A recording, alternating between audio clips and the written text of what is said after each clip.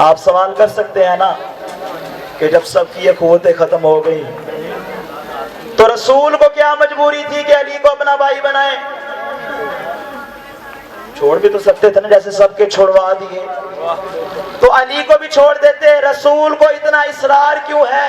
بھائی فقط رسول کو اصرار نہیں، علی کو بھی اصرار ہے، اور علی بارہا یہ کہتے ہوئے نظر آتے ہیں انا عبداللہ و اخو رسول، میں اللہ کا بندہ ہوں، محمد کا بھائی ہوں۔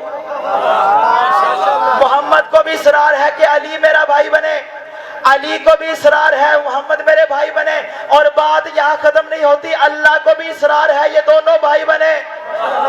بھائی سنیں گے واقعہ شب ہجرت کا، اے جبرائیل میں نے تجھے میکائیل کا بھائی بنا دیا، آج سے تم دونوں آپس میں بھائی ہو گئے، مجھے اتنا بتاؤ کیا تم میں سے ایک اپنی جان دوسرے پہ قربان کر سکتا ہے؟ تو دونوں نے ہاتھ جوڑ کے عرض کیا بار الہ ہم چاہتے ہیں کہ زندہ رہے تاکہ تیری عبادت کریں۔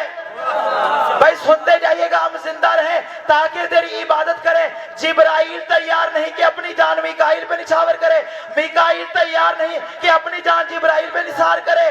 خالق نے کہا ایک تم بھائی ہو جو اپنی جان قربان کرنے پہ تیار نہیں، اور ایک وہ علی دیکھو جو محمد کو بچانے کے لیے اس کے بستر پہ سویا ہوا ہے۔ اب محمد کو بھی اصرار ہے علی میرا بھائی، علی کو اصرار ہے محمد میرا بھائی، اللہ کو بھی اصرار ہے محمد اور علی بھائی۔ کیوں؟ اب جملہ سنیے گا، دونوں کو بھائی اس لیے بنایا کہ بھائیوں کو میراث برابر ملتی ہے۔